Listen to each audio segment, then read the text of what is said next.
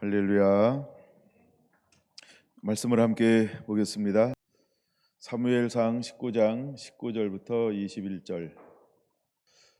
어떤 사람이 사울에게 전하여 이르되 다윗이 라마 나요세 있더이다 하매 사울이 다윗을 잡으려 전령들을 보냈더니 그들의 선지자 무리가 예언하는 것과 사무엘이 그들의 수령으로 선 것을 볼 때 하나님의 영이 사울의 전령들에게 임함에 그들도 예언을 한지라.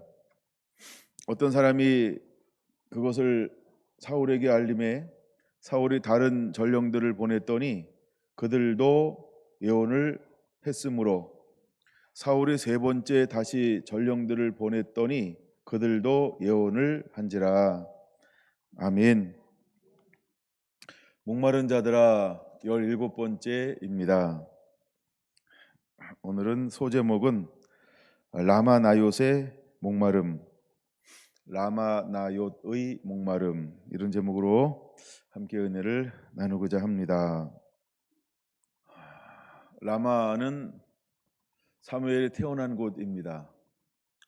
그의 아버지 엘가나의 고향이기도 하고 사무엘의 고향이기도 하고 그의 엄마 한나가 시집와서 아름다운 가정을 이루면서 또 하나님을 예배하고 섬기면서 살던 곳입니다. 라마는 예루살렘에서부터 8km 정도 떨어진 곳, 그리 멀지 않은 곳입니다. 여기서 우리가 톨게이트까지가 보통 한 5km 나오더라고요. 운전하다 보면은 길로 이렇게 안내할 때 직선거리가 아니고 길로 안내할 때 톨게이트 빠져나오면 약 한 5km 남았다 이렇게 뜨죠. 그래서 제가 이제 보통 이제 운전하면서 키로수를 이렇게 계산하기도 합니다. 내가 8km 정도 떨어지면 그렇게 먼 거리는 아니죠. 하여간 그곳에 사무엘이 머물고 있었습니다. 근데 사무엘이 그곳에 사울 왕을 세우고 나서부터 12장 사울 왕을 세우고 나서부터 라마라고 하는 그 지역에 머물기 시작했어요. 나옳이라고 하는 것은 집, 거처 이런 뜻을 가지고 있어요. 뭐 장막 이런 의미죠. 그래서 라마 나옳이라고 하는 것은 라마에 있는 집 이런 의미예요.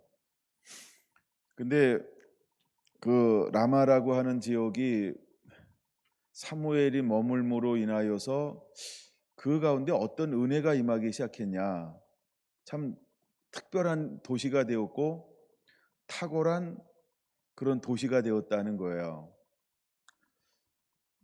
첫째는 하나님의 영이 머무는 곳이 되었습니다. 둘째는 하나님의 은혜가 머무는 곳이 되었습니다. 셋째는 성령의 역사가 강하게 일어나는 곳이 되었습니다. 네 번째는 다음에 왕을 세우는 영적 캠프가 되었습니다. 라마나옳 그곳에서는 하늘이 열리고 하나님의 성령이 임재하는 곳, 이 땅의 부흥의 발원지가 되었습니다. 하나님을 라마라고 하는 지역을 특별하게 만들어 주었습니다. 오늘은 이제 그런 부분들을 좀 함께 다루어 보려고 하는데요. 라마나옳을 왜 하나님께서 특별한 지역으로 만들었을까? 구약에서 가장 하나님의 임재와 영광이 강력하게 임했던 곳이 어디일까라고 할 때 이것은 바로 라마 나옳 사무엘이 거하는 그 집이었습니다. 신약에서 마가다락방에 하나님의 성령이 임하였던 것처럼 사무엘이 거하는 그 집에 늘 하나님의 영이 항상 함께 하고 있었다라고 하는 거예요. 저는 19장 18절부터 24절까지를 몇 번씩 왔다 갔다 하면서 이렇게 읽었어요. 그러면 18절부터 쭉 나오면 뭐 라마라고 하는 곳이 있고 사무엘이 있는 곳이 있고 사무엘이 나요스로 가서 살았더라. 그다음에 다윗과 함께 또 거기에 머물렀더라라고 이렇게 이제 표현하기도 합니다. 근데 거기 두 번, 오늘 말씀을 보면 두 번이나 소개가 되어지는 것 중에 하나가 뭐냐면 20절에 하나님의 영이라고 말하고 있고 23절에 하나님의 영이 그에게도 임하니라. 하나님의 영이 사울의 전령들에게 임함에 그들도 예언을 한지라. 그러면 이 당시 예언한 사람이 누구였을까요? 여기서 말하는 예언이라고 하는 말은 뭐냐 하면 하나님을 높이고 하나님을 찬양한다, 이런 의미예요. 우리가 일반적으로 알고 있는 예언, 이것이 아니고 하나님을 예배한다, 이런 의미예요. 하나님의 영이 임하니까 그들 가운데 사무엘을 섬기는 하나님을 함께 예배하고 함께 찬양하고 함께 경배하고, 예배가 하나님 내가 알고 있는 예배가 아닌 새로운 차원의 열린 마음으로 은혜 안에서 예배하는 놀라운 역사들이 일어나기 시작했다는 거예요. 하나님의 영이 임함을 통해서 그들이 예언하기 시작했어요. 땅의 것으로 예언하는 것이 아니고 엘리 시대 때는 하나님의 영광이 희미했는데 이 라마에 가면 사무엘이 늘 뭐하는 삶을 살았을까? 나중에 체계적으로 볼지 모르겠는데 12장에 가면 내가 이 민족을 위해서 너희를 위해서 기도를 쉬지 않겠다. 그러니까 기도 시는 죄를 범치 않겠다. 이 말은 여기서 말하는 기도라고 하는 건 다른 의미가 하나 있죠. 나는 너희를 위해서 예배하는 것을 멈추지 않겠다. 나는 이 나라와 민족을 위해서 예배하는 것을 멈추지 않겠다. 나는 왕을 위해서 예배하는 것을 멈추지 않겠습니다. 이런 고백이에요. 그러니까 사무엘은 어떤 삶을 사냐 하면 하나님이 받으실 만한 예배, 하나님이 흠량할 만한 예배, 하나님이 기뻐하는 예배.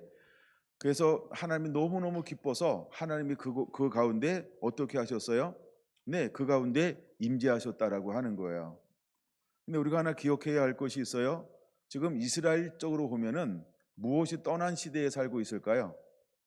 이가 못 탄 시대죠. 여호와 영광이 떠났더라. 블레셋과 전쟁을 하면서 무엇을 뺏겼어요? 법궤를 뺏겼어요. 법궤를 빼앗기니까 여호와 영광이 떠났다, 여호와 임재가 떠났다. 근데 지금 이스라엘로는 어떤 시대라고 하는 거예요?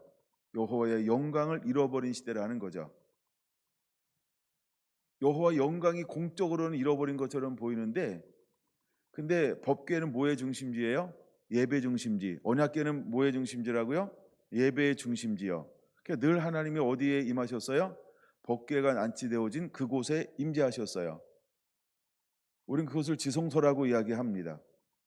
근데 그 법궤를 잃어버렸단 말이에요. 그걸 하나님이 이스라엘 가운데 어디에 임재할까요? 자, 그러면 법궤가 있는 곳은 우리가 하는 게 뭐라고요? 예배예요. 하나님은 어디에 임재하기를 원하는 거예요? 예배하는 곳에 임재하기를 원하는 거죠. 근데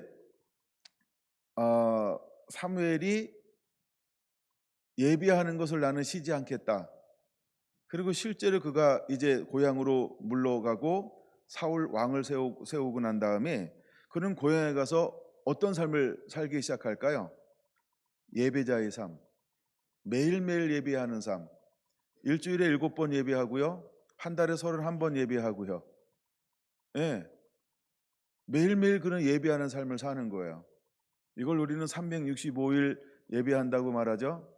또 하나 표현 쓰면 그는 24시간 365일 기도하는 삶을 사는 거예요. 여러분, 쉬지 않는 예배를 다윗이 누구한테 배웠을까? 눈치채셔야죠. 사무엘에게요. 오늘 18절에 이렇게 말합니다. 다윗이 도피하여 라마로 가서 사무엘에게로 나아가서 사울이 자기에게 행한 일을 다 전하였고, 같이 읽을까요?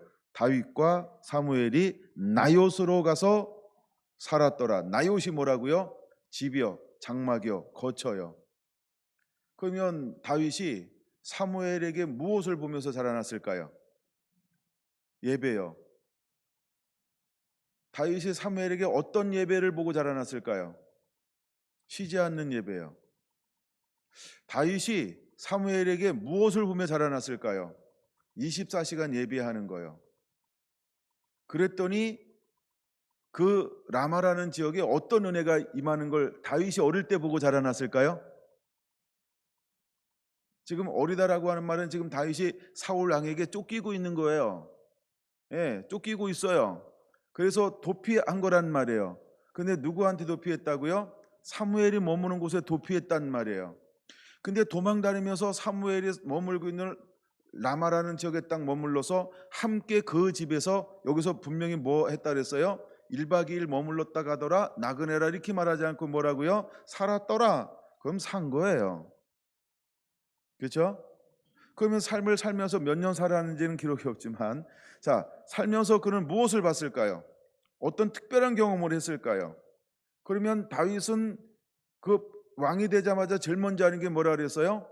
여호와 잃어버렸던 영광을 회복하는 거였어요. 이 소망과 이 꿈을 어디서 꾸게 되나요? 이 목마름을 어디서 그는 갖게 될까요? 목마름의 시발점이 어디였을까요? 18절이라는 거예요. 도망갔을 때 어디로 도망가야 된다? 성결한 교회로 와야 된다. 이때 웃어주는 거예요. 네, 너무 멋져요. 웃어줘서. 그때는 거기서 뭘 발견하는 거예요? 사무엘은 쉬지 않는 예배자였다는 거예요. 그런 나라와 민족과 왕을 위해서 쉴 수 없어요. 그는 분명히 하나님 앞에 고백하기도 했어요. 여러분 12장 23절 24절 그가 그렇게 고백하고 있는 거예요. 23절 이제 왕으로 세웠어요. 그러고 난 다음에 그가 하는 말이 뭐예요? 23절 나는 너희를 위하여 기도하기를 쉬는 죄를 여호와 앞에 결탄코 범하지 아니하고 선하고 의로운 길을 너희에게 가르칠 것인즉 너희는 여호와께서 너희를 위하여 행하신 그 큰 일을 생각하여 오직 그를 경외하며 너희의 마음을 다하여 진실이 섬기라. 23절의 핵심이죠. 나는 너희를 위하여 기도하기를 쉬는 죄를 여호와 앞에 결단코 범치 아니하겠다는 거예요. 여러분, 하나님이 사무엘을 어떻게 세웠는지를 알면 이 말이 실제였다라고 하는 걸 알 수 있어요. 자, 이거 좀 더 보기 전에 하여간 라마라고 하는 것은 어떤 곳이냐면 하나님이 임재하는 곳이 되었다는 거예요. 거기는 예언하는 영이 임해요. 거기에 사울이 이제 다윗을 찾기 위해서 전령들을 몇 번이나 보냈어요? 오늘 본문 읽었어요. 몇 번 보냈을까요? 전령들을요. 3번을 보내게 되는 거예요. 첫 번째 전령이 왔어요. 이야, 거기에 딱 들어가는 동시에, 그 마을에 들어가는 동시에 이 전령들에게 어떤 영이 임해버렸나요? 예배자의 영이 임해버렸어요. 그러니까 성결한 교회로 오고 싶지 않을까요? 여러분, 우리 교회가 어떤 교회가 돼야 할까? 그렇죠? 이곳에 오면 예배가 다른 거예요. 우리가 사무엘이 머무는으로 말미암아, 사무엘이 쉬지 않는 예배를 드림으로 말미암아 거기에 예배의 영이 강력하게 임하였던 것처럼, 그래서 그곳에 오는 사람들에게 또다시 무엇이 함께 나눠지게 되었어요? 예배자의 영, 즉 예언의 영이 그들 가운데 임했다는 거예요. 그래서 그들도 예언하기 시작하는 거예요. 하나님을 예배하기 시작하는 거예요. 전혀 새로운 차원의 하나님을 예배하고 찬양하는 거예요. 마음이 얼마나 시원해졌을까. 한 번도 누려보지 못했던 후레시한 그 희한함을 그들은 누리기 시작하는 거예요. 그래서 그들이 다윗을 찾으러 갔다가 어떤 사람으로 돌아왔어요? 예배자로요. 얼굴이 환해요. 마음이 막 꽃이 폈어요. 지금 왕은 열받고 있는데 전령들이 왕 앞에 어떻게 섰을까요? 희죽희죽, 발금발금, 똘망똘망, 그 맑음을 감출 수 없을 정도로 막 온 거예요. 또다시 사울왕은 전령을 보냈어요. 그랬더니 그 라마라는 지역에 또 들어가는 동시에 그 전령들에게 어떤 영이 임하기 시작했을까요? 하나님의 영이 임했어요. 예언의 영이 임했어요. 여러분, 다윗만 춤을 췄을까요? 그들은 춤추며 하나님을 예배합니다. 온 마음으로 예배를 하는 거예요. 그렇게 얌전했던 사람이 춤추며 예배하기 시작하는 거예요. 할렐루야. 저 사람이 저렇게도 예배하나? 한 번도 못 봤던 새로운 형태의 예배를 온 몸을 다해서, 온 목소리를 다해서, 온 힘을 다하고 마음을 다해서 하나님을 하나님 되게 예배하기 시작하는 거예요. 누가? 전령들, 군인들이요. 이들이 온 목적이 하나가 예배하러 온 게 아니잖아요. 사모함으로 온 게 아니잖아요. 야, 나 오늘 거기 집회 가는데 온 마음을 다하고 죽을 똥살똥 예비하고 올 거야 이러고 온 사람들일까요? 아니요. 혈기등등하여 그쵸? 왕의 명령을 가지고 사울이라는 한 사람을 찾기 위해서 온 거예요. 그러니까 사울이 어떤 전력을 가진지 알잖아요. 그는 만만한 사람이 아니고 만만해요. 그쵸? 사울은 천천히고요. 그러니까 이 사람을 잡기 위해서 어떻게 왔을까요? 상당히 건강한 사람들, 그쵸? 무장하고 그 다음에 쪽수도 상당히 많았을 거예요. 근데 이 사람들이 손 하나 못 대는 거예요. 갑자기 그를 잡으려는 마음이 사라져 버렸어요. 악한 마음 사라져 버렸어요. 예, 혈기 사라져 버렸어요. 예배의 영이 임하는 동시에 마음이 물 녹듯 알았어요. 얼음 녹듯 녹아 버렸어요. 마음이 풀리는 거예요. 마음이 사랑으로 바뀌었어요. 호의로 바뀌었어요. 예, 공율로 자비로 바뀌었어요. 그리고 그 마음 가운데 하나님의 은혜가 넘쳐나기 시작을 했더니 그렇게 사울이 멋있는 거예요. 그래서 어떻게 했을까요? 하나님을 칭송하며 예, 사울은 사울이구나. 왜 하나님이 사울을 좋아하는지를 영으로 보기 시작하는 거예요. 여러분 그렇게 할 때 사울은 전령들이 춤추며 하나님을 온 마음으로 예배할 때 사울은 뭐 했을까요? 그런 또 다른 사람들을 보내기 위해서 기다리고 있었죠. 자, 제가 얘기를 잘못했네요. 전령들이 온 마음을 다해서 하나님을 예배할 때 다윗은 어떻게 했을까요? 다윗은 원래 뭐 하는 사람이었어요? 예배자요. 늘 어릴 때부터 양을 치면서 하나님을 노래하고 찬양하고 예배하는 자였어요. 하나님의 얼굴을 구하며 하나님의 친밀함 가운데 나아갈 줄 아는 사람이었어요. 근데 그곳에 들어갔더니 다윗에게는 예배의 영이 임하지 않았을까요? 예배의 영이 다윗에게도 임한 거예요. 그러니까 전령들이 왔을 때 그들이 온 마음으로 그 많은 사람들이 막 온 마음으로 하나님을 춤추며 막 신나게 예배할 때 다윗도 슬쩍 나와서 어떻게 했을까요?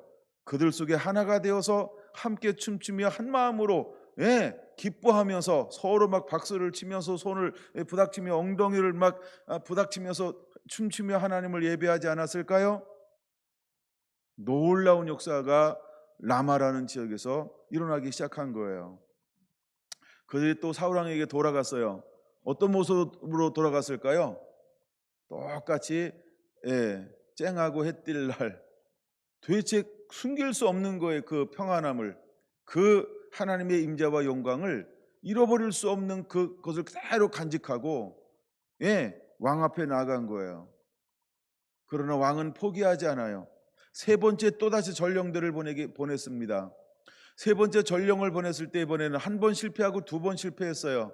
여러분 사람이 그렇잖아요. 한 번 실패하면 두 번째 누가 보낼까요? 더 센 놈, 더 나쁜 놈, 더 잔인한 놈. 세 번째, 두 번째 실패했어요. 어떤 사람 보낼까요? 진짜 나쁜 놈, 진짜 센 놈, 그쵸? 근데 그 중에서 믿을 만한 놈, 저놈이면 잔인해. 아마 이런 사람들을 골라서 보냈을 것 같아요. 근데 동일한 역사가 일어나기 시작하는 거예요. 그 지역에 딱 들어가는 동시에 어떤 일들이 일어났어요? 하나님의 영이 임해버리는 거예요. 그들에게도 예배의 영이 임하기 시작하는 거예요. 센 놈, 나쁜 놈, 더 고약한 놈인데 고약함이 사라져 버렸어요. 센 게 사라져 버렸어요. 혈기가 사라져 버렸어요. 분노가 사라져 버렸어요. 추상 같은 왕의 말이 갑자기 작아 보였어요. 무엇에 압도당하기 시작했을까요?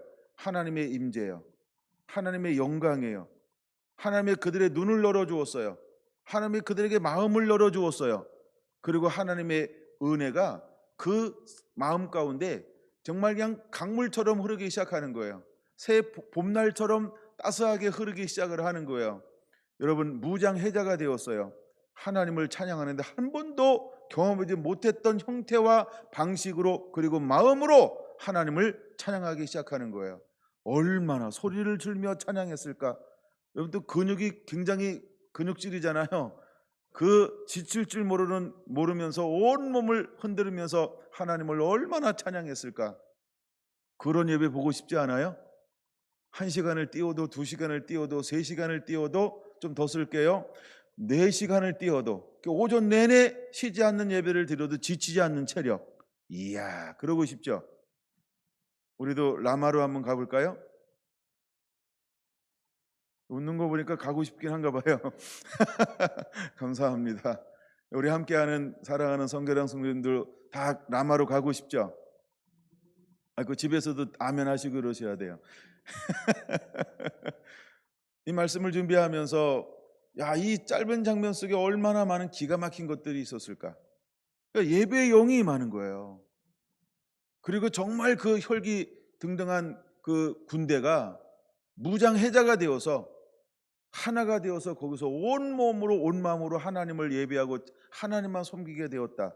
무엇이 이것을 가능하게 한 걸까요? 하나님의 영이 임하니까요. 마치 사도행전 2장에 나오는 것처럼 경건한 사람들이 모였어요. 근데 이 사람들은 전부 율법주의자였단 말이에요. 복음하고는 상관이 없어요. 근데 성령이 임하며 성령을 임한 사람들을 만났을 때, 그리고 그들의 복음을 증거하는 동시에 그들은요 어찌할 줄 몰랐다는 거예요. 어찌할 줄 모르는 그 마음이 생겼다는 거예요. 그리고 그들은 마음을 회개하고 성령을 받고 난 다음에 그들은 어떻게 변화되었나요? 날마다 사도들의 가르침을 받으며 날마다 떡을 떼며 날마다 모여 하나님을 예배하기 시작했다는 거예요. 누가 하라고 했을까요? 아닙니다. 여러분, 그들은 날마다 모여 기쁨과 즐거움과 감사함으로 하나님을 예배하고 말씀을 받고 떡을 떼며 사랑하는 삶을 살기 시작했다는 거예요. 여러분, 이 역사가 사무엘상 19장에 그대로 일어나고 있다는 거예요.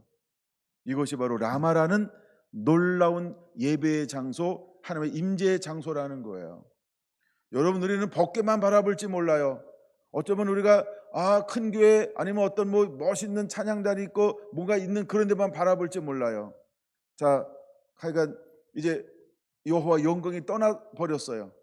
그 이스라엘 땅 어느 곳에도 하나님의 임재와 영광 찾아볼 수가 없어요. 도대체 우리는 어디 가서 예배를 해야 되는가? 실로에는 빈 법궤가 없는 빈 그냥 성전만 남아 있는 거예요. 근데 하나님의 영광은 어디에 머물러 있었을까요? 하나님의 영은 어디에 머물러 있었을까요? 쉬지 않고 예배하는 사무엘이 있는 그 땅 그곳에 하나님의 영이 임하고 있다라고 놀라운 사실입니다. 사랑하는 성결한 성도 여러분, 이제 우리는 무엇에 대한 목마름이 있어야 될까요? 여러분, 멋있는 건물이나 어떤 위형이나 어쩌면 성가대나 아니면 무엇인가 이런 걸 추구하는 게 아니에요. 아니면 어떤 학위를 추구하는 것도 아니고 정말 가운을 입은 아름다운 사부로 하는, 이제 하도 안 해가지고 잊어버렸다. 어떤 그런 성가대가 있는 그런 아름다운 찬양이 있는 것도 아니고, 사무엘 라마에 무엇이 있었을까요? 그냥 가장 평범한 집, 평범한 한 사람이라는 거예요. 근데 그가 뭐 하기 시작했다고요? 그곳에서 쉬지 않는 예배의 삶을 살기 시작을 했어요. 그랬더니 그 가정에 하나님께서 찾아오신 거예요. 여러분, 이 사람은 어디서 자라났나요? 하나님의 집에서 자라났어요. 그때 그는 무엇을 보았을까요? 하나님을 예배하는 것을 보았어요. 물론 우리가 아는 것처럼 그 예배는 하나님의 임재, 영광의 힘이 했어요. 중요한 건 힘이 했음에도 불구하고 무엇을 보았다는 거예요? 영광을 보았다는 거예요. 그리고 그는 꿈을 키웠을 거예요. 그리고 그는 많은 생각을 했을 거예요. 왜 영광이 희미할까? 왜 하나님의 영광이 희미할까? 근데 놀라운 것은 하나님은 그 영광으로 누구를 계속해서 만나주고 있어요? 2장에도 이렇게 말합니다. 사무엘은 여호와 앞에서, 그 다음에 그 다음 장에도 말합니다. 여호와 앞에서 여호와 앞에서 여호와 앞에서 자라나더라 라고 말하고 있습니다. 그리고 때가 되면 하나님께서 그를 만나 주고 있는 거예요. 여러분, 사무엘은 무엇을 경험한 사람일까요? 그 희미한 영광 가운데서 찾아오시는 여호와 하나님, 그런 은혜를 경험한 거예요. 그런 하나님의 집에서 자라나면서 하나님의 임재와 영광을 맛본 사람이라고 하는 거예요. 그러던 어느 날 하나님께서 그를 세웠습니다. 그를 손자로 세웠습니다. 찾아오셔서 그에게 하나님의 말씀을 부어 주었습니다. 내 말이 하나도 땅에 떨어지지 아니할 것이다. 그는 하나님의 그 시대에 세웠던 선지자 직임을 감당하고 있었습니다. 여러분, 선지자의 특징이 무엇이죠? 하나님의 영이 함께하는 거예요. 그리고 오셔서 그에게 하나님의 메시지, 말씀을 가진 자라고 하는 거예요. 근데 그는 선지자이면서 또 하나님 그를 무엇으로 세웠나요? 그를 제사장으로 세웠다는 거예요. 여러분, 그는 하나님이 어떤 제사장을 세우기를 원하는 놀라운 열망을 가지고 있었나요? 나는 충실한 내가 제사장을 세울 것이다. 내 앞에 충실한 제사장을 세울 것이다. 그래서 세움받은 사람이 사무엘이라고 하는 거예요. 근데 하나님이 세우고 싶은 제사장이 있었다는 거예요. 여러분, 엘리는 이미 무엇을 떠났나요? 그 마음도 생각도 하나님을 향하여 점점 멀어지고 있는 사람이었어요. 근데 하나님은 이제 앞으로 어떤 사람을 일으키겠다라고 하는 열망을 가지고 계셨나요? 여러분, 사무엘상 3장으로 넘어가 보겠습니다. 2장 35절로 넘어가 봅니다. 사무엘상 2장 35절. 내가 나를 위하여 충실한 제사장을 일으키리니. 충실하다, 충성됨이라는 단어예요. 이것이 하나님의 소망이었어요. 하나님은 오늘날 이 시대에도 여러분, 코로나19에서 예배가 무너지고 또 새로운 형태의 예배의 변형이 막 일어나고 있는 이 시대에도 하나님은 동일한 마음을 가지고 있는 거예요. 하나님은 충실한 예배자를 찾고 있는 거예요. 그래서 하나님이 하나님의 거룩한 이름을 위하여 내가 이곳을 세울 것이다, 예배자를 세울 것이다, 이것이 하나님의 마음이라고 하는 걸 우리는 기억해야 할 줄로 믿습니다. 근데 하나님이 세우는 예배자는 어떤 예배자가 될 거라고요? 아버지의 마음, 아버지의 뜻을 가지고 예배하는 예배자가 될 거라는 거예요. 근데 그 하나님 앞에 합한 사람이 그 시대에 누구였을까요? 사무엘이라는 거예요. 사무엘이라는 거예요. 여호와께서 구해서 이 땅에 준 아들. 여러분, 그는 쉬지 않는 예배자였다는 거예요. 쉬지 않는 예배자가 라마라고 하는 그 지역에 머물고 있었어요. 근데 그 속에서 예배하고 또 예배할 때 하나님은 그 라마 나요를 무엇으로 만들어 주었을까요? 하나님이 임재하는 집, 영광이 가득한 집으로 하나님이 만들어 주었어요. 여러분, 그 시대에 수많은 사람들이 무엇을 의지했을까요? 법궤를 의지했어요. 어떤 상징적 법궤를 의지했단 말이에요. 보이는 법궤를 의지했단 말이에요. 근데 사무엘은 무엇을 의지하기 시작했나요? 내 마음속에 함께 하시는 여호와 하나님, 보이지 않지만 살아계시고 존재하시는 여호와 하나님. 사무엘은 그 하나님을 바라보기 시작했던 거예요. 여러분, 우리는 내가 머무는 집, 내가 머무는 이 교회에서, 내가 머무는 그곳에서 무엇하는 자가 되어야 할까요? 우리가 어떤 목마름을 가지고 이 시대에 살아가야 할까요? 또 이제 2022년을 마무리하면서 우리는 하나님 앞에 어떤 예배자로 하나님 앞에 서야 할까요? 여러분, 우리 안에 어떤 목마름이 일어나야 할까요? 나는 우리 안에 사무엘의 마음이 일어나게 되기 원합니다. 사무엘처럼 내가 머무는 그곳에서 쉬지 않는 기도하는 자가 되겠습니다. 나는 쉬지 않는 예배자가 되겠습니다 하라고 그냥 몇 번 결단하고 끝나는 것이 아니고, 상황이 바뀐다라고 내 마음이 변하고 형태가 바뀌는 것이 아니고, 그는 24시간 365일 실제로 예배하는 자의 삶을 살아낸 거예요. 그걸 무엇을 통하여 알 수 있을까요? 라마라는 그곳에 한나가 살았어요? 엘가나가 살았어요? 하나님의 영이 함께 했나요? 아니요. 그렇죠? 그 속에서 어떤 낯선 사람이 들어가면, 그 도시에 들어가면 막 예언하기 시작했을까요? 예배가 회복됐을까요? 아니요. 근데 언제부터 그 지역에 이런 놀라운 하늘의 문이 열렸을까요? 언제부터 그 지역에 들어가는 사람들마다 하나님의 영이 강타하기 시작했을까요? 기도하는 사람, 예배하는 사람, 사무엘이 그곳에 가 12장 31절에 말하는 것처럼 모하기 시작할 때, 참 12장 23절에 고백했던 것처럼 모하기 시작할 때 내가 기도하는 것을 쉬지 않겠다는 거예요. 내가 기도하는 기도에 쉬는 죄를 하나님에 범하지 않겠습니다 하고 결단하고, 그는 라마라고 한 적에 가서 모하기 시작했을까요? 쉬지 않는 기도요. 그럼 무엇을 위해서 기도했다고요? 나라와 민족을 위해서, 왕을 위해서 기도하기 시작한 거예요. 그는 민족을 품었어요. 그리고 그는 위정자를 품었어요. 그는 단순히 자기 자신을 위해서 기도한 사람이 아니고 자기 가정을 위해서 기도한 사람이 아니라는 거예요. 그는 왕을 위해서 기도했어요. 그는 나라와 민족을 위해서 기도했어요. 근데 중요한 것은 그는 그 기도를 멈추지 않았다는 것입니다. 기도를 멈추는 것, 예배를 멈추는 것이 그에게는 뭐라고 생각했어요? 이건 죄다. 그는 예배를 쉬는 죄를 범하지 않겠다라고 작정했다는 거예요. 여러분, 우리 안에 앞으로 가면 갈수록 예배하기가 힘들어지고 어려워질 거예요. 사단은요, 만 가지 이유로 예배를 못하게 할 거예요. 이번에 정부는 한 가지 이유로 예배를 방해했잖아요. 코로나19. 이걸 전염병이라고 말합니다. 근데 앞으로 여러분 만 가지 이유가 또 있어요. 이제 마지막 그런 때를 점점 우리가 다가가고 있어요. 우리가 크게는 어마어마한 이유로 예배를 못하게 하잖아요.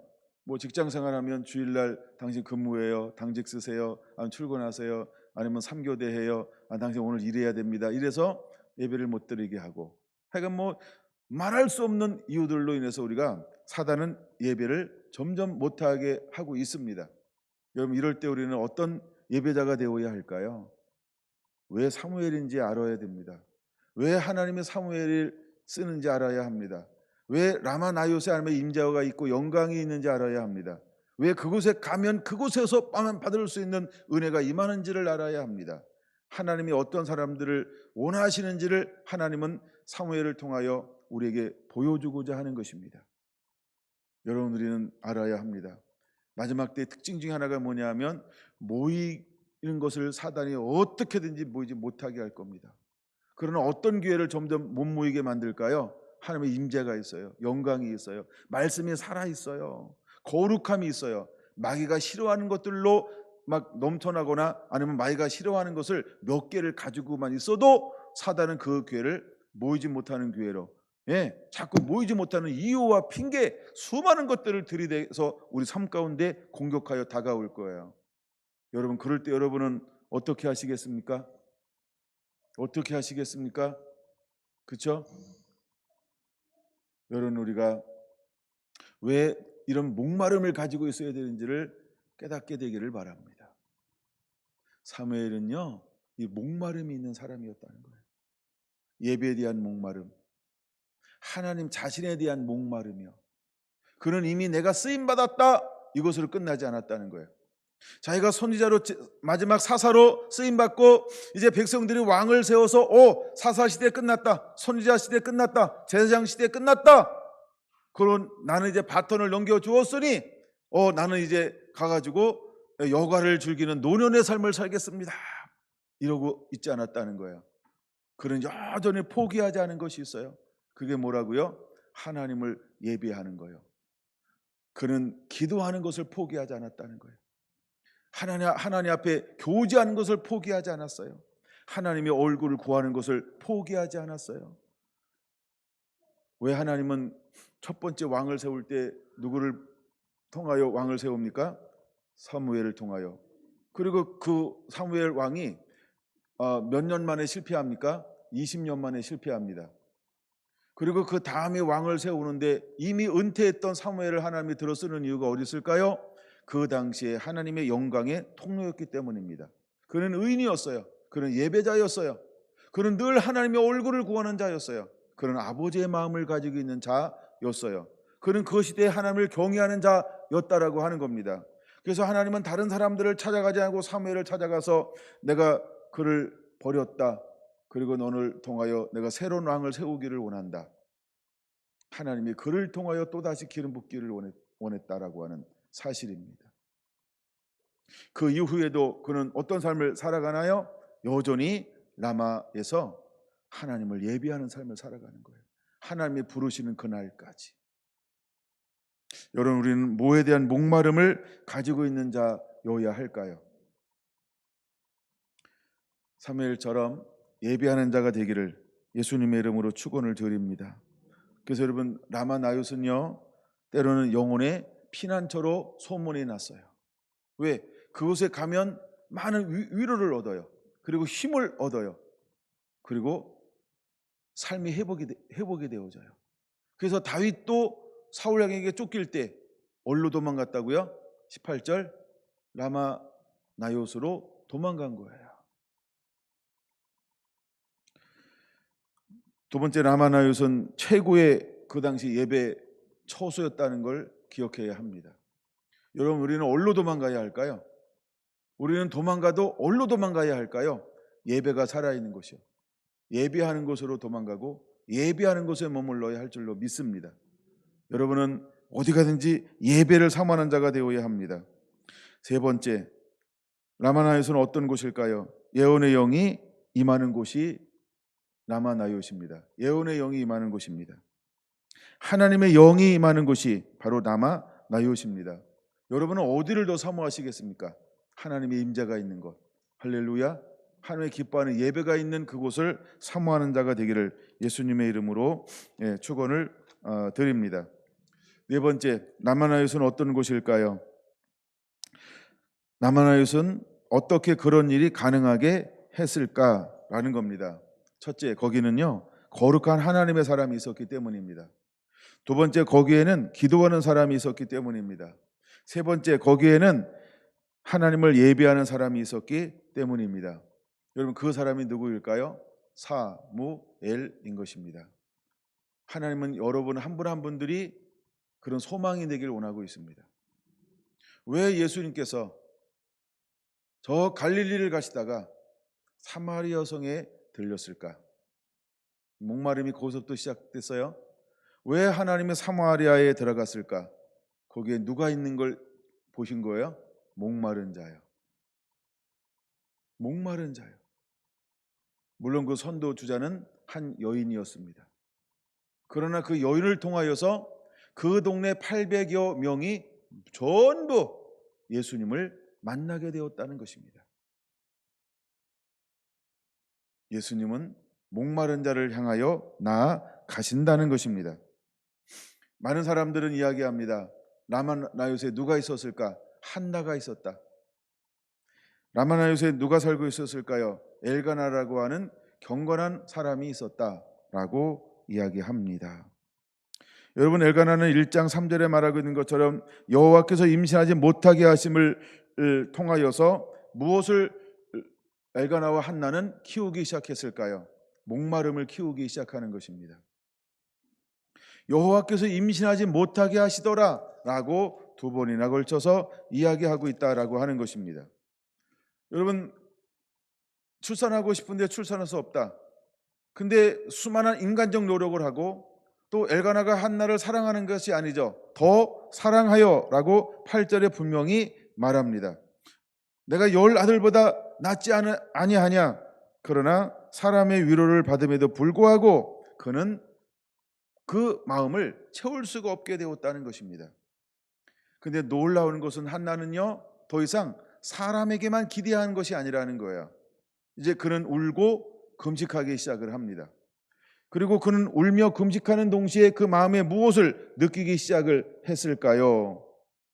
그는 원통함을 갖기 시작을 했습니다. 근데 그것을 사람에게 위로받으면서 이제는 도대체 남편의 위로와 남편의 사랑으로만 채울 수 없을 정도의 목마름으로 그 마음이 넘쳐나기 시작했다는 거예요. 때때로 여러분, 우리는 인간적인 방법, 세상적인 방법, 우리가 하는 환경적인 방법, 이런 것으로 우리가 위로를 받으려고 합니다. 처음에 한나도 그랬습니다. 그러나 어느 순간 이 주변의 환경, 남편의 사랑, 그 다음에 예물, 이것으로 도저히 자기 마음이 채워줄 수 없는 목마름이 생겼다라고 하는 것입니다. 사무엘상 1장 9절은 이렇게 말합니다. 이제 예배하러 올라가는 어느 해에 실로에 올라갔습니다. 그리고 이번에는 먹고 마셨습니다. 더 이상 그는 울거나 금식하거나 금식하지 아니하고 이제는 당당하게 먹고 마셨습니다. 그리고 일어났습니다. 9절, 그리고 그는 하나님의 전에 들어갔습니다. 드디어 그는 온 힘을 다해서 자신의 마음을 하나님 앞에 아뢰기 시작합니다. 여러분, 우리 안에 이제 목마름을 폭발하기 위해서, 어쩌면 우리의 문제를 한번 뛰어넘기 위해서 우리의 마음을 어디다가 폭발해야 할까요? 우리가 왜 한풀이, 원풀이 이런 거 있잖아요. 또 한풀이 한다 이러잖아요. 그렇죠? 과연 우리 안에 있는 이 마음을 도대체 어디다가 여러분 쏟아놓아야 할까요? 남편한테 쏟아 놔봐야, 아내에게 쏟아 놔봐야, 그렇죠? 자녀들에게, 또 이웃에게 쏟아 놔봐야, 그렇죠? 충분히 한나도 그거 다 해봤어요. 근데 안 채워지더라는 거예요. 왜 안 채워질까요? 왜 안 채워질까요? 답은 간단합니다. 5절 이렇게 말합니다.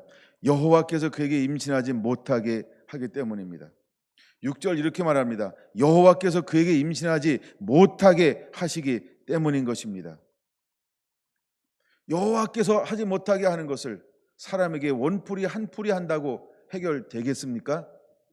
우리가 번지수를 찾아야 합니다. 목사님, 번지수 찾아야 돼요. 그렇죠? 우리 권사님, 번지수 찾아야 돼요. 우리의 번지수가 때로는 어디일까요? 한나처럼 하나님께 나가야 한다는 거예요. 10절에 어떻게 나갑니까? 한나가 마음이 괴로워서 여호와께 기도하고 여호와께 통곡하며, 그리고 참 왜 난 하나님이 한나를 택했을까, 이거를 생각할 때마다 저는 이 11절이 포인트라고 보는 거예요. 11절은요 한나의 인격이에요. 11절은 한나의 중심이에요. 자, 내게 아들을 주면 내가 머리에 삭도를 내지 않겠습니다. 뭐 하겠다는 거예요? 나실인으로 소원하는 거예요. 근데 그 시대가 어떤 시대라고요? 영광이 희미했어요. 예배가 무너졌다 이 말이에요. 아버지와의 관계가 무너졌던 그 시대에 그 인간적, 세상적, 그 다음에 여인으로서의 그 한계, 많은 핍박, 그런 조롱을 받으면서, 그런 마음에 많은 상처를 받으면서, 그리고 하나님께서는 무엇을 이 여인에게 하나님 앞에 나와서 이것을 헌신하기를 기다렸을까요? 하나님 앞에 그 마음을 쏟아놓기를 하나님은 얼마나 기다렸을까요? 왜 하나님이 여러분에게 그렇게 어렵고 힘들고 내가 원치 않는 길을 걸어가게 만들까요? 사람에게 하는 것, 그 속에서 내가 다듬어지고 결국은 이 여인은 누구를 찾게 만들었어요? 하나님을 찾는 거예요. 우리 안에 이런 목마름이 일어나야 할 줄로 믿습니다. 때로는 나의 모든 주변에서 일어나는 것들이 나의 거룩한 목마름을 폭발시키기 위한 하나님의 놀라운 사랑이요 섭리라고 하는 걸, 하나님의 계획이라고 하는 걸 깨닫게 되시기를 바랍니다. 드디어 그는 하나님 앞에 서원하기 시작합니다. 하나님 내게 아들을 주시면 그의 평생 주를 위하여 주께 드리고 머리에 삭도를 내지 않겠습니다. 즉 나신으로 만들겠다라고 소원하는 겁니다. 근데 얼마나 오래도록 기도했을까요? 이제 엘리가 성전을 다니면서 쭉 이렇게 순찰하는 것도 아닌데 기도하는 걸 지켜보는데, 아이고 저기서 기도하는데 소리가 들리는 등 안 들리는 등 뭐라고 막 방언을 하는 건지 하여간 하는데 마치 뭐처럼 보였어요? 술 취한 여처럼 보였어요. 그러면 잘 보세요. 한나의 사정을 엘리가 알고 있다? 전혀 모르고 있다? 유명한 여인이에요. 알고 있다 이 말이에요. 올 때마다 한탄했어요. 한탄. 뭘 한탄했을까요? 아이고 팔자야. 이게 한탄이죠. 애도 못 낳고, 목사님 왜 나는 애를 못 낳는 거예요? 얼마나 상담을 때 했을까? 그러니까 엘리가 한나를 딱 보고서 그냥 이 여인이 어떤 여인인 거를 아는 거예요. 오늘 너무 힘들고 너무 괴로우니까 뭐하고 기도하는 걸로 생각했어요? 낮술 먹고, 독한 술 먹고. 그러니까 일반적일 수 있다라는 생각이 들어요. 근데 15절 뭐라고 고백합니까? 여호와 앞에 내 심정을 통한 것뿐이오니 이렇게 말합니다. 당신의 여정을 악한 여자로 여기지 마옵소서. 여기 나오네요. 16절 원통함과 격분됨이 많기 때문입니다. 그래서 원통함과 격분됨을 그 전에는 남편한테 쏟았어요. 예, 그리고 본인 나에게 쏟아냈는지 몰라요. 예, 그리고 또 이웃들에게 막 또 목사님에게 막 쏟아냈어요. 예. 근데 이번에는 그 격분함과 원통함을 어디에 쏟고 있나요? 하나님 앞에 쏟는 거예요. 하나님 앞에 쏟는 거예요. 하여간 원통함과 격분함 그 속에 이 여인이 작정한 게 하나 있어요. 그 작정이 뭘까요? 내게 아들을 주세요. 그럼 내가 평생을 하나님께 드리고 그 머리에 삭도를 내지 않을 거예요. 내가 하나님 앞에 드릴 거예요. 내가 하나님께 구별하여서 나신으로 살게 할 거예요. 하나님 내게 아들을 주세요. 얼마나 기도했을까. 이 마음이, 근데 이 여인은 이 격분함과 원통함을 통해서 그 마음에 배고픔이 일어났어요. 아들에 대한, 자녀에 대한 배고픔이 일어났어요.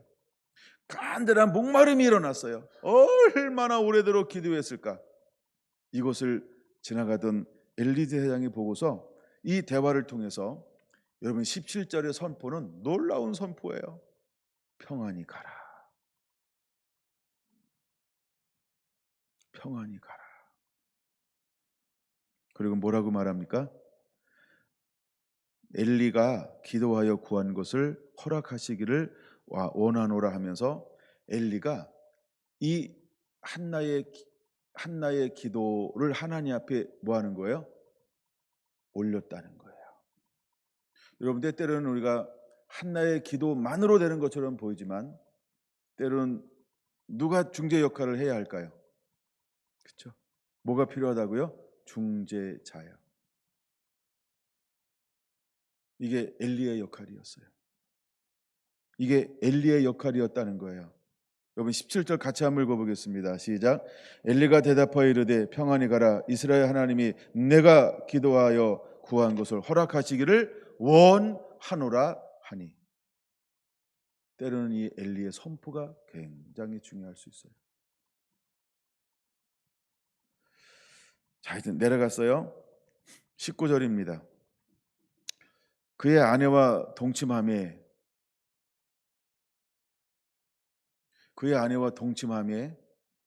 여호와께서 그를 생각하신지라 한나가 임신하고 때가 이름에 아들을 낳아 사무엘이라 이름하였으니 이는 내가 여호와께 그를 구하였다. 사무엘의 이름의 뜻이 뭔지 알죠? 내가 여호와께 그를 구하였다. 하나님 앞에 기도하여 얻은 아들이 사무엘이라는 거죠. 근데 그 기도가 했고 엘리가 선포했고 그래서 가서 다 동침을 하는 이 행위까지는 우리가 다 믿음으로 걸어가는 거죠. 굉장히 정상적으로 걸어가는 거죠. 근데 그때 하나님이 뭐 하는 거예요? 생각한지라가 뭘까요? 드디어 하나님이 태물을 막았잖아요. 하나님이 그 여인에게 은혜를 부어주기 시작하는 거예요. 왜 은혜가 임할까요? 간단합니다. 아들을 주시면 소원한 그것을 하나님 받으신 거예요. 그 소원이 충성된 그 마음을 갖기까지. 그러면 이 여인은 하나님 전에 올라와서 기도했어요. 자, 그러면 평상시 라마에 살 때 이 여인은 뭘 하는 삶을 그 이후로 살았을까요? 올라오자마자 결단해서 한번 딱 기도했을까요? 아니요. 저는 그것을 9절에서 보는 겁니다. 그들이 실로에서 먹고 마신 후에 한나가 일어나니, 이 단어는 무엇이냐 하면 예배할 때마다 올라가서 기도했는데 안 되더라. 이제는 뭐 하는 거예요? 이제는 내려와서 이 여인의 마음에 놀라운 변화가 일어났어요. 저는 그것이 한나의 목마름이라고 보는 겁니다. 그런 마음을 바꾸기 시작하는 거예요. 내가 어떻게 하나님을 감동시킬 거야? 지금 내가 왜 안 될까요? 나는 왜 안 되는 걸까요? 나는 왜 안 되는 걸까요? 하나님 내게 지혜 주세요. 주여 내게 방법 주세요. 내가 왜 하나님 내게 태의 문을 열지 않는 걸까요? 태의 문을 열고 닫는 것은 하나님께 있는데 주님 내가 어떻게 하기를 원합니까? 어쩌면 수없이 하나님께 기도하면서 그 수없는 말씀을 떠올려 봤을 거예요. 그러다가 이 여인에게 감동받은 게 뭘까요? 나아실 인이라는 거였어요. 그래, 아들을 주면 하나님에 바친다고. 근데 그때 마음속에 뭐가 비쳤을까요? 하나님의 빛이 짱 하고 비치는 거예요. 감동을 먹은 거예요. 감동을 먹은 거예요. 그리고 실제 절기 때 하나님 전에 올라가서 어떻게 하기 시작하는 거예요? 이제는 잘 먹고 잘 마시고 힘을 얻어가지고 하나님 앞에 하여간 응답받을 때까지 기도해야 되겠다.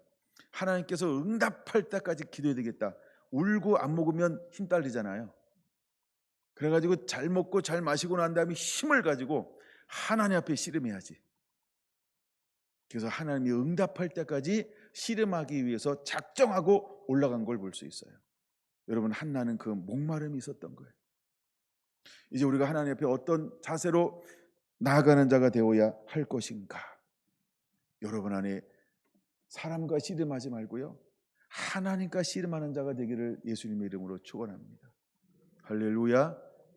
하나님과 함께 앞에서 씨름하는 자가 되기를 원합니다. 그리고 그가 오랫동안 12절에 그가 여호와 앞에서 오랫동안 오래 기도하는 동안에 라고 말합니다. 힘이 있어야 하는 거예요. 이번엔 작정한 거예요. 이번엔 각오한 거예요. 그리고 그는 하나님만 바라보는 거예요. 더 이상 사람이 크게 보이지 않아요. 그리고 오직 그는 하나님 앞에 믿음이 회복됐어요. 신뢰가 회복됐어요. 하나님에 대한 신뢰가 회복됐어요. 하나님이 해주셔야 되는구나. 나를 도우실 분은 여호와 하나님 한 분밖에 없구나. 그는 하나님께 결사적으로 하나님을 구하고 있는 거예요. 그때 누가 찾아오는 거예요? 한나야, 이렇게 음성이 들린 게 아니에요. 누가 찾아왔다고요? 목사님이 찾아왔어요. 엘리가 찾아온 거예요. 엘리가 찾아온 거예요. 그리고 그를 통하여서 그가 선포하는 거예요. 17절, 평안히 가라.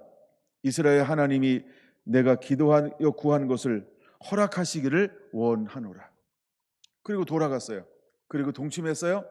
그랬더니 하나님의 그를 생각한지라 태의 문을 열어서 임신하게 했어요. 그리고 아들을 낳았더니 사무엘, 내가 기도하여 하나님이 주셨습니다 라는 아들을 얻었다는 거예요. 여러분, 이것이 바로 한나의 목마름이었어요. 사무엘의 목마름은 뭐라고요? 12장에 내가 기도의 신은지를 험하지 아니하겠다. 그는 하나님을 예배자로 살기를 원하는 목마름이 있었어요. 그리고 그는 라마로 돌아가서 어떤 인생을 살았나요? 하나님을 예배하는 인생, 하나님만 예배하는 삶을 살았어요. 그랬더니 하나님께서 그에게 무엇을 함께 해 주었나요? 잃어버렸던 영광이 누구와 함께하고 있어요? 사무엘하고 함께 있는 거예요. 잃어버렸던 영광이 사무엘과 함께하고 있는 거예요. 수많은 사람들이 그곳에 몰려들기 시작을 했어요. 왜 사람들이 그곳에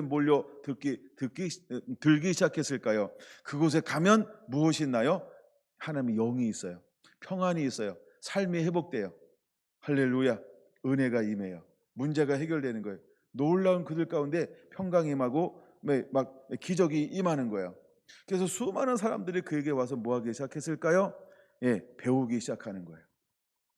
배우기 시작하는 거예요. 그는 무엇을 가르쳤을까요? 그는 어릴 때 뭘 하며 자라난 사람이에요? 엘리 대장에게 멘티 관계에서 교육받은 사람이에요. 그러니까 자기도 이제 몰려오는 사람들에게 뭘 해줄 수 있을까요? 멘토가 돼서 멘티를 지도할 수 있는 거였어요. 그랬더니 그들 가운데 무엇이 더 임하기 시작했나요? 하나님의 영이 임하기 시작하는 거예요. 그래서 믿음의 공동체를 만들었어요. 하나님을 예배하는 공동체를 만들었어요.